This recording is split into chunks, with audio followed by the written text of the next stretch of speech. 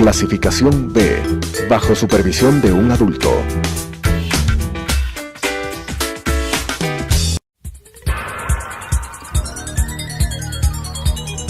Las opiniones vertidas en este espacio por la producción y dirección del programa son de exclusiva responsabilidad de sus autores y de quienes intervienen en ellos.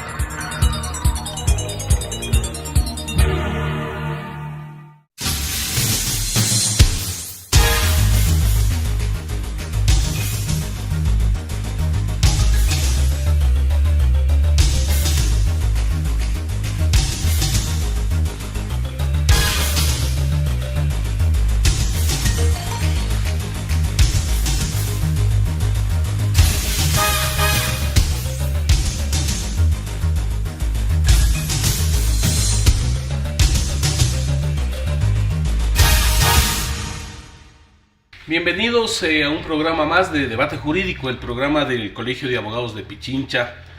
Esta semana vamos a abordar un tema que ha causado mucha polémica y debate, no solo en el plano jurídico, más bien o principalmente desde el punto de vista político, como es la Ley Orgánica para el Fomento Productivo y Atracción de Inversiones. El nombre está muy largo: Generación de Empleo, Estabilidad y Equilibrio Fiscal. Vamos a ver tanto nombre en concreto de qué se trata. Y por supuesto, le hemos invitado a nuestro amigo, el economista Pablo Dávalos Aguilar, quien tiene estudios de maestría en Lovaina, Bélgica, un doctorado en economía en Francia, un postdoctorado en la Universidad Andina en Quito, Ecuador, profesor de posgrado. Gracias, Pablo, por haber aceptado la invitación. Muchas gracias y un saludo a todas las personas que este momento comparten este espacio con nosotros. Decía yo hace un momento, una ley realmente de nombre muy largo, pero lo que está causando el debate jurídico y político es el tema de la remisión de deudas a varios sectores, en especial a la banca y a la industria. ¿Qué efecto puede tener esta medida? Efectivamente, esta propuesta fue entregada con el carácter de económico urgente por el presidente de la República a la Asamblea Nacional en el mes de mayo del presente año. Ha sido aprobada por la Asamblea Nacional luego de un debate y luego de que el propio presidente mandó más de 60 observaciones a su propia ley. El primer artículo de esta ley plantea la remisión de los intereses, multas y recargos para las empresas que tenían litigios pendientes con el Servicio de Rentas Internas. El monto aproximado de esto alcanza alrededor de 4.600 millones en el caso del SRI. En el caso del IES, porque también esta ley plantea la remisión, a pesar de que el artículo 100 del IES prohíbe toda remisión para mora patronal, pero en el caso del IES también esta ley, en plena contradicción con otros textos jurídicos, plantea la remisión y además está la ANT, que es la Agencia Nacional de Tránsito, y los GATS, las empresas de los GATS. Sumando, tú quieres, los 4.600 más IES y todo lo demás, tenemos una cantidad de alrededor de unos 6.000 millones. Y el gobierno espera recaudar de esos 6.000 millones el 10%. Es decir, perdemos el 90% y ganamos el 10%, que son más o menos 600 millones de dólares. Para ir entendiendo algunos de estos elementos, esta no sería la primera ocasión que se hace este tipo de remisión. El gobierno anterior también se fue por esta línea. Pero básicamente a personas, ¿no? Esta vez es a empresas. La remisión del año 2015 estaba previsto unas 3.500 millones en el año 2015 cuando se hizo y se recuperaron 900 millones.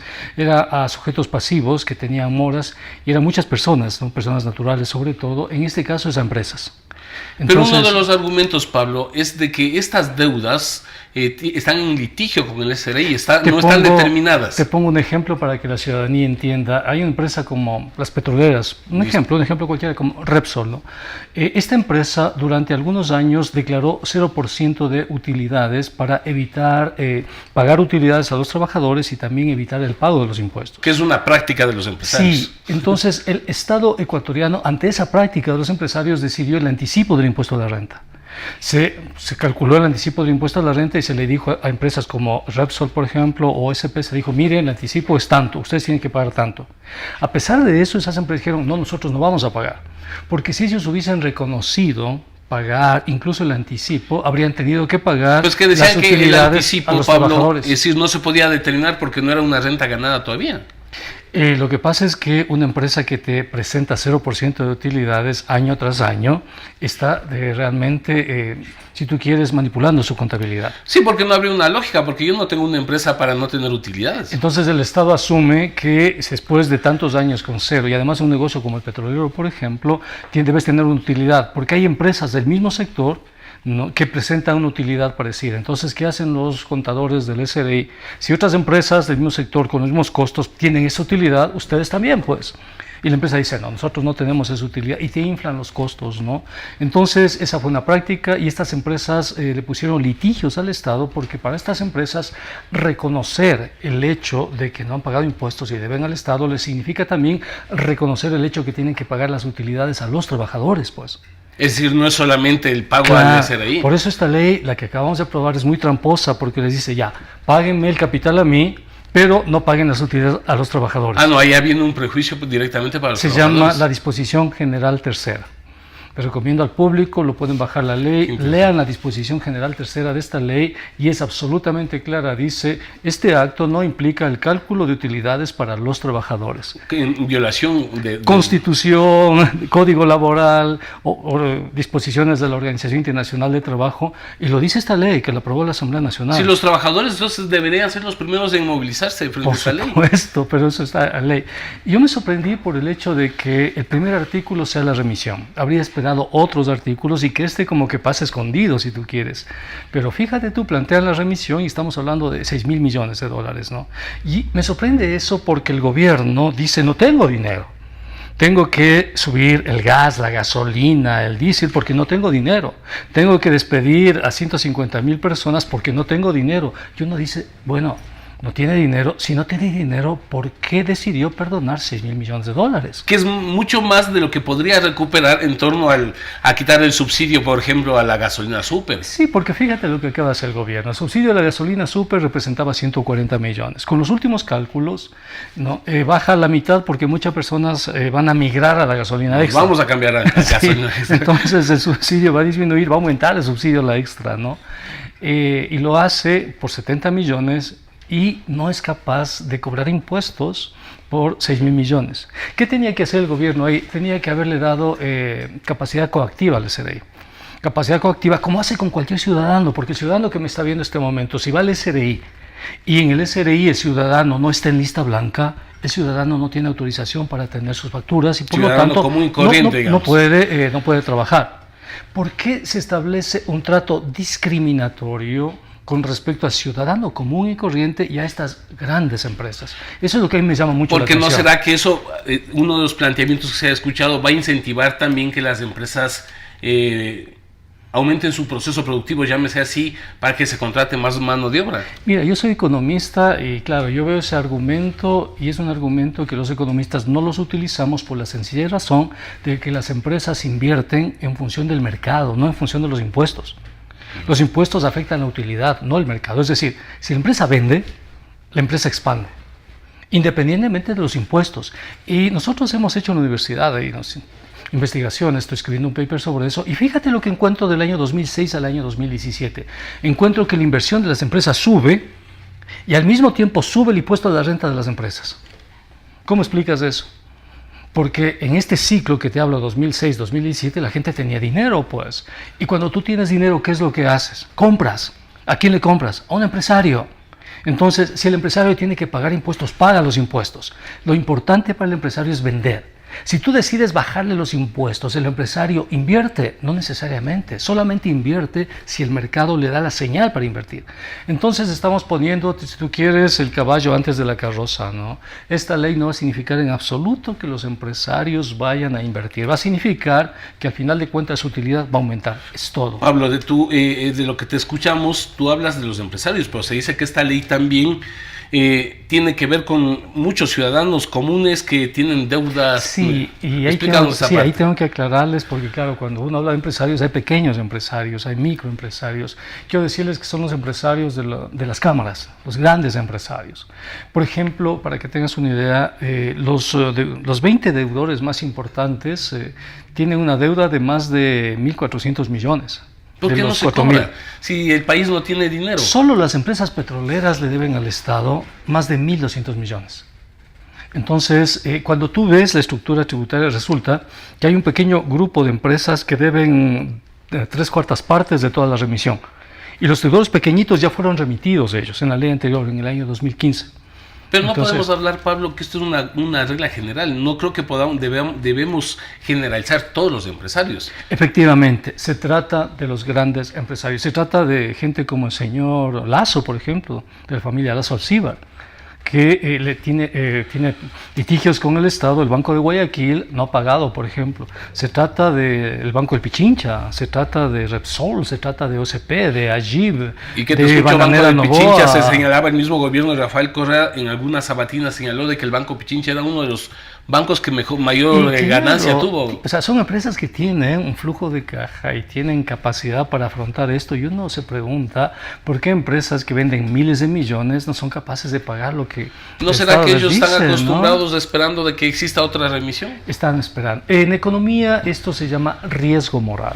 ¿Ya? Lo que la ley acaba de generar para la economía se llama riesgo moral, en el sentido de que la señal que tú das al empresario es la siguiente, ¿no? Si tú le haces trampa al SRI, te va a ir bien. Si tú eres un empresario honesto que cumple con los impuestos y demás, no te va a ir bien. Trata de, si tú quieres, burlar la ley. Y eso es terrible para una sociedad. Y esta ley está generando eso, está generando riesgo moral. Por eso no entiendo, o sea, por qué el presidente se pone la camiseta de los empresarios, ¿no? En un contexto tan complejo como es el contexto de la reinstitucionalización del país y la lucha contra la corrupción. El presidente tiene que estar limpio, el presidente tiene que ser ético. No puede ponerse una camiseta de un grupo empresarial, no puede.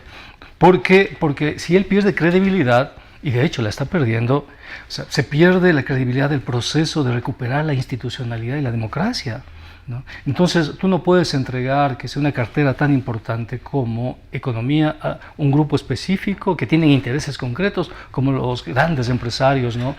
Si esta ley dice, Pablo, que tiene, repito, entre uno de sus fines de generar empleo, ¿se logrará esto con la ley? No, lamentablemente no. Y eso hay que Porque decir. también los ecuatorianos con la tasa de desempleo necesitamos que se genere empleo en este país. Pero para generar empleo necesitas una política de empleo, no necesitas bajar impuestos. Ya. ¿Cuál es la política de empleo? Necesitas políticas de liquidez, que la gente tenga dinero en el bolsillo. Por ejemplo, bajar el IVA. Bajar el IVA nos habría ayudado mucho a tener liquidez, ¿no? Cobrar impuestos, sí, impuestos directos, ¿no? Nos habría ayudado mucho a bajar las tasas de interés. Tratar de eliminar, por ejemplo, la segmentación para que los microempresarios tengan acceso a tasas de interés mucho más convenientes. ¿Sabes cuánto tiene que pagar un microempresario por un crédito? Cuando tiene acceso al crédito, 30%. O sea, no es justo, pues, para esa gente. Y además, muchos microempresarios que trabajan con grandes empresas, esas empresas les pagan a los microempresarios después de 2 o 3 o 4 meses, ¿no? Entonces, estamos descargando el peso en los más pequeños. Hablemos del tema del impuesto a la salida de divisas. De acuerdo a los inversionistas, esta fue una traba para impedir que haya nuevas inversiones. ¿Se va a eliminar gradualmente esta? El problema es que el impuesto a la salida de divisas es un impuesto que se llama de disuasión. Disuatorio en el sentido de que trata de proteger la dolarización para que no exista fuga de capitales. Entonces nosotros no tenemos política monetaria propia, nosotros tenemos que cuidar los dólares. Por eso, y si permitimos que salgan libremente, esto afecta a los recursos del fisco. Te doy un dato, el año pasado tuvimos por fuga de capitales 20.000 millones de dólares, con ese impuesto del 5%. Entonces, es decir, igual salieron. Igual salieron, pero claro, ese impuesto de una u otra manera es un estorbo si tú quieres, ¿no? Pero si tú quitas eso, tendrías que buscar la forma de proteger la dolarización. Lo que está en juego es la dolarización del país. Bueno, vamos a continuar con este tema conversando con Pablo Dávalos luego del corte comercial.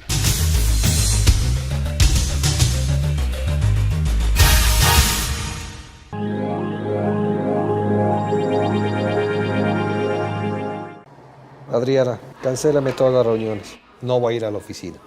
Estoy con una jaqueca que no aguanto. ¡El jefe no viene!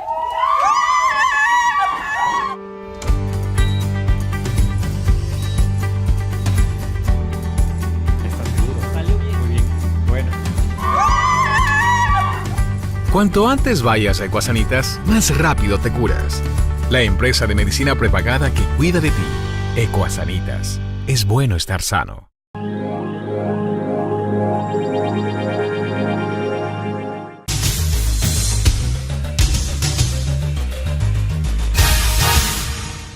Continuamos con debate jurídico. Para quienes nos sintonizan en este momento, estamos con Pablo Dávalos Aguilar tratando el tema de la ley de fomento productivo.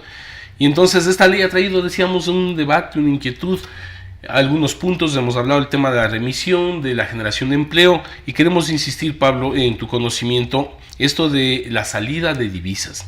¿Va a afectar a la economía del país o va a incentivar la producción? Nosotros tenemos un esquema dolarizada. Como tenemos un esquema de dolarización de la economía, los dólares nos llegan por algo que se llama balanza de pagos. Eso significa que toda política de balanza de pagos en nuestro país se convierte en política monetaria al mismo tiempo. Otros países pueden hacer política comercial por una parte y política monetaria por otra parte, pero nosotros no. Para nosotros la política comercial es al mismo tiempo política monetaria. Porque dependemos de una moneda que no es nuestra. Y que debemos traer vía balanza de pagos.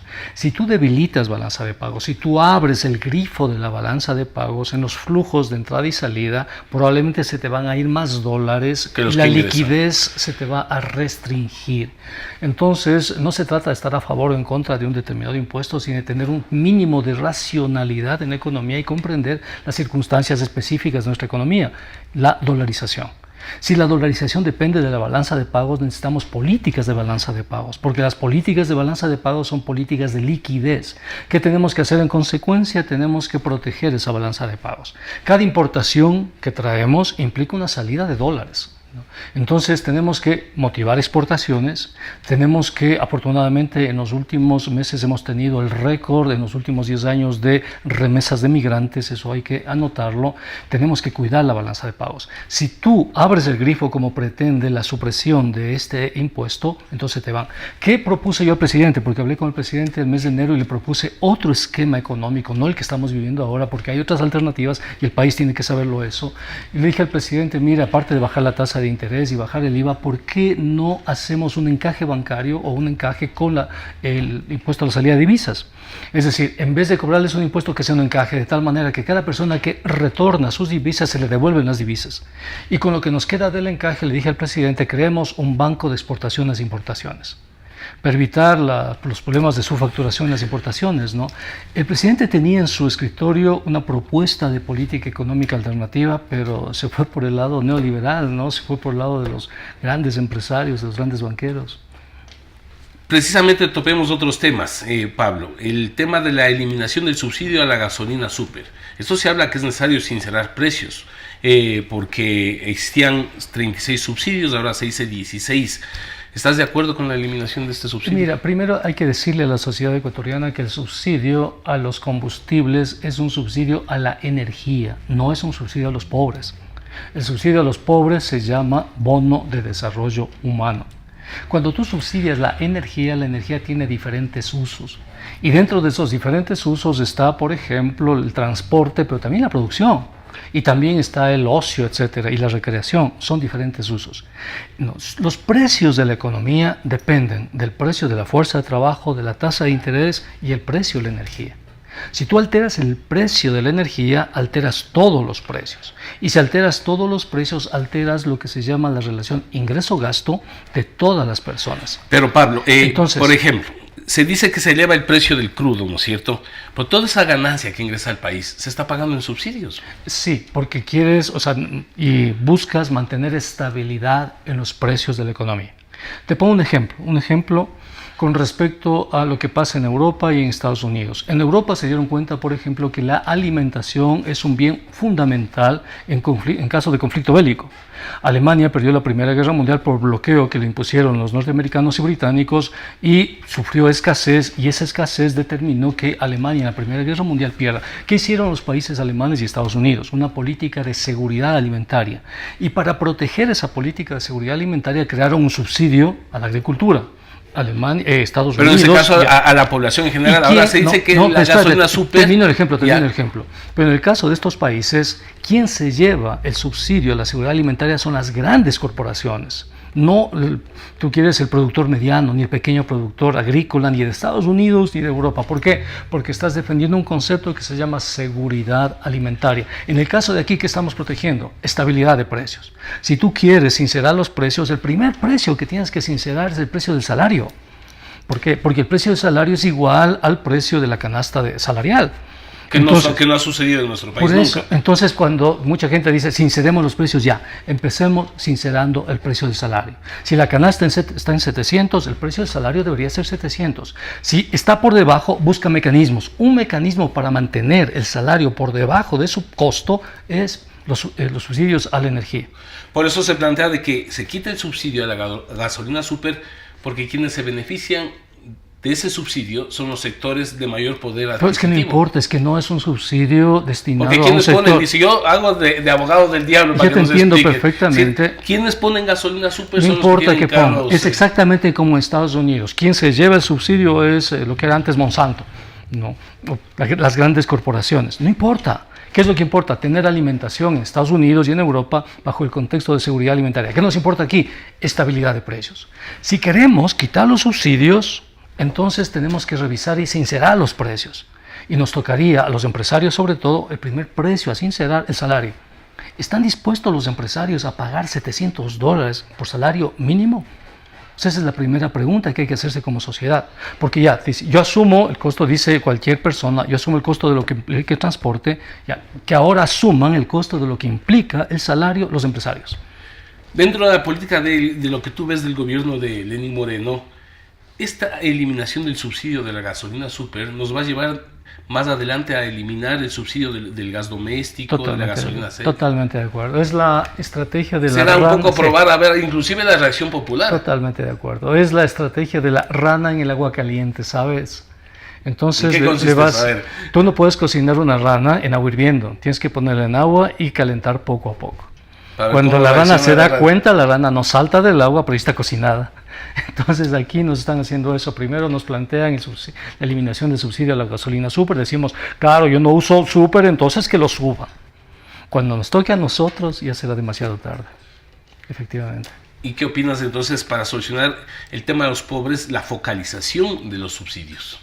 Es que el problema no es un subsidio, a Porque la todos pobreza. escuchamos de que, por ejemplo, el gas se usa para calentar piscinas de las grandes mansiones, etcétera, etcétera. Es que ese no es el problema. Cuando tú subsidias la energía puede servir para la recreación, piscinas, o para la movilización, o para la producción, no importa.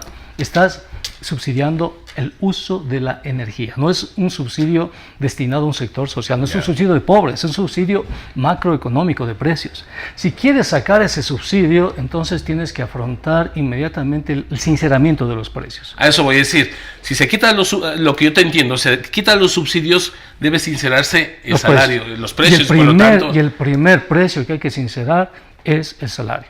¿Por qué un trabajador que gana en este momento 380 puede acceder a un almuerzo de $2?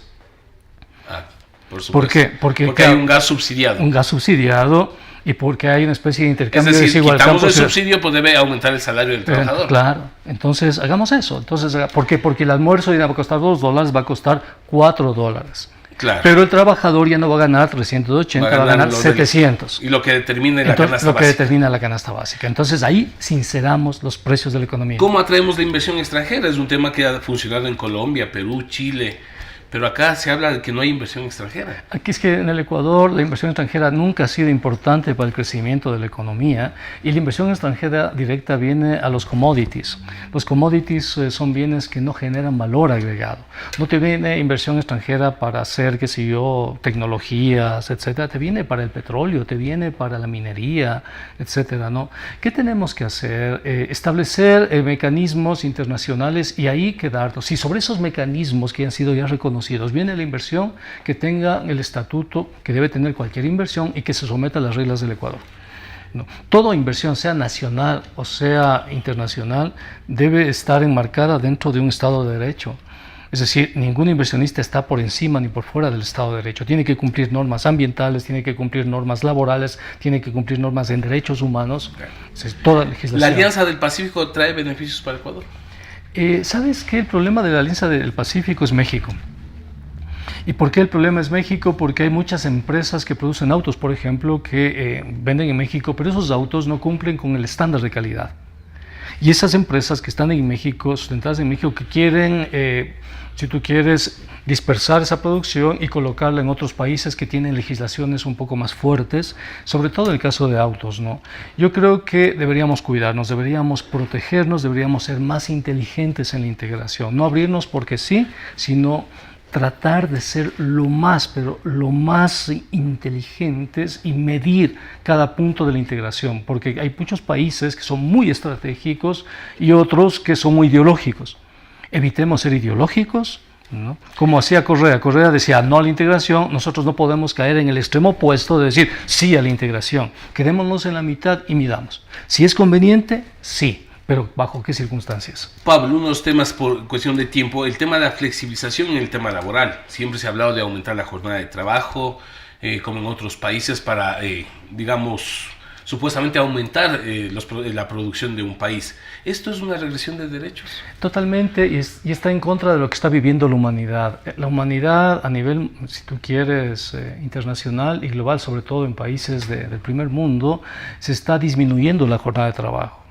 El debate que tenemos que proponer aquí no es aumentar la jornada de trabajo, sino disminuir la jornada de trabajo.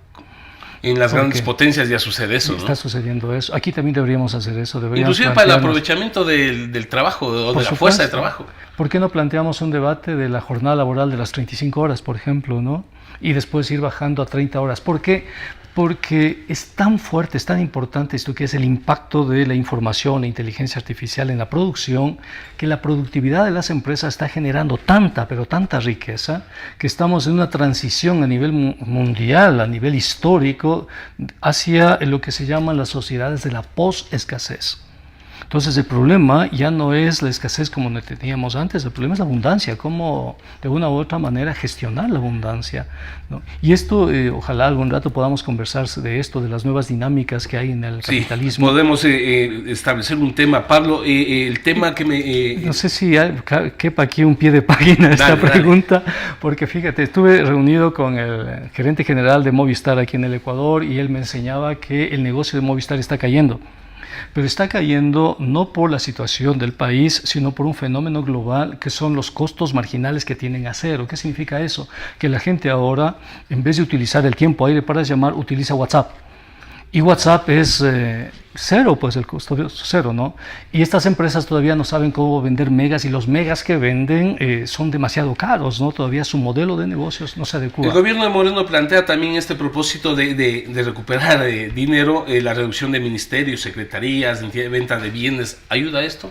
No, el presidente Moreno necesita, en primer lugar, desprenderse de los empresarios que están manejando la economía, necesita darle esperanza al pueblo ecuatoriano, necesita darle optimismo. No puede decirle al pueblo ecuatoriano que los jóvenes, por ejemplo, no serán empleados, los jóvenes que están estudiando medicina, ¿no?, que no van a ser empleados por el sector público. El presidente Moreno tiene que darle un mensaje de aliento, tiene que salir de ese esquema económico neoliberal. Necesitamos un Estado sólido, efectivamente, un Estado fuerte en el sentido de que sea eficiente, pero también necesitamos democracia y el presidente está en este momento cambiando y dando un giro hacia posiciones neoliberales y de derecha, y eso es muy preocupante. Bueno, el tema es largo, habrá otra oportunidad, Pablo, de tenerte en nuestro programa. Queremos agradecer a Pablo Dávalos en el programa del Colegio de Abogados. Buenas tardes. Las opiniones vertidas en este espacio por la producción y dirección del programa son de exclusiva responsabilidad de sus autores y de quienes intervienen en ellos.